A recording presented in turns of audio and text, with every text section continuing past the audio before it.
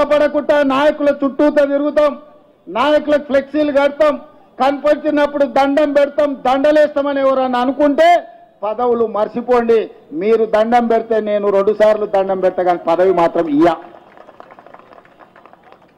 ఎవరైతే సమస్యల మీద పార్టీ పక్షాన వీధి పోరాటాలు చేస్తారో, ప్రజా సమస్యల మీద ప్రజల దగ్గరికి వెళ్ళి అండగా నిలబడతారో వాళ్ళకే ఈ ప్రభుత్వంలో గుర్తింపు ఉంటుంది. నాయకుడు నాకు తెలుసు కాబట్టి నాకు పదవి వస్తుంది, లేదంటే ఢిల్లీలో నాకు ఎవరో ఉన్నారు, ఢిల్లీ కోటాలో ఇక్కడ ఏదో వస్తుంది అని ఎవరన్నా అనుకుంటే అది భ్రమనే అని చెప్పి నేను ఈ సందర్భంగా స్పష్టంగా నేను చెప్పదలుచుకున్నా. ఢిల్లీ నుంచి కాదు, గల్లీ నుంచి రావాలి పైకి. ఢిల్లీ నుంచి పైనుంచి కిందకు వస్తే పదవులు వచ్చే కాలం పోయింది.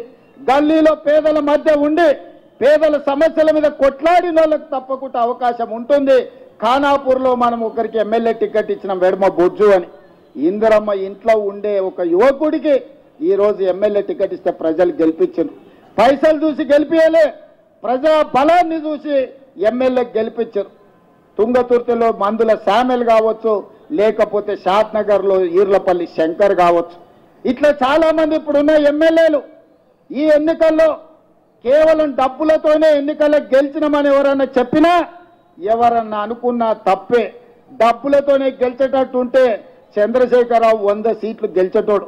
లారీల కొద్ది పైసలు ఉన్నాయి ఆయన దగ్గరనే కాదు, ఆయన కొడుకు దగ్గర, ఆయన బిడ్డ దగ్గర, ఆయన అల్లుని దగ్గర, ఆయన సడకు దగ్గర, అల్మారీలలో బీరువాలలో కాదు లారీల నిండా రూపాయలు ఉన్నాయి. మరి వాళ్ళు సీట్లు ఎందుకు గెలవలేదు? కామారెడ్డిలో చంద్రశేఖరరావుని బలకేసి కొట్టిరు ప్రజలు. కాబట్టి ఇవాళ సొమ్ములతో ఎన్నికల్లో గెలుస్తామనే విధానాన్ని మర్చిపోండి. ప్రజలలో శ్రమ ఉంటే, ప్రజలతో ఉంటే ఎన్నికల్లో గెలిచే అవకాశం ఉంటుంది. రేపు భవిష్యత్తులో కూడా కాంగ్రెస్ పార్టీలో టికెట్లు ప్రజలలో ఉండి ప్రజా సమస్యల మీద పోరాటం చేసే వాళ్ళకే మొదటి ప్రాధాన్యత ఉంటుంది అని చెప్పి నేను ఈ సందర్భంగా చెప్పదలుచుకున్నా.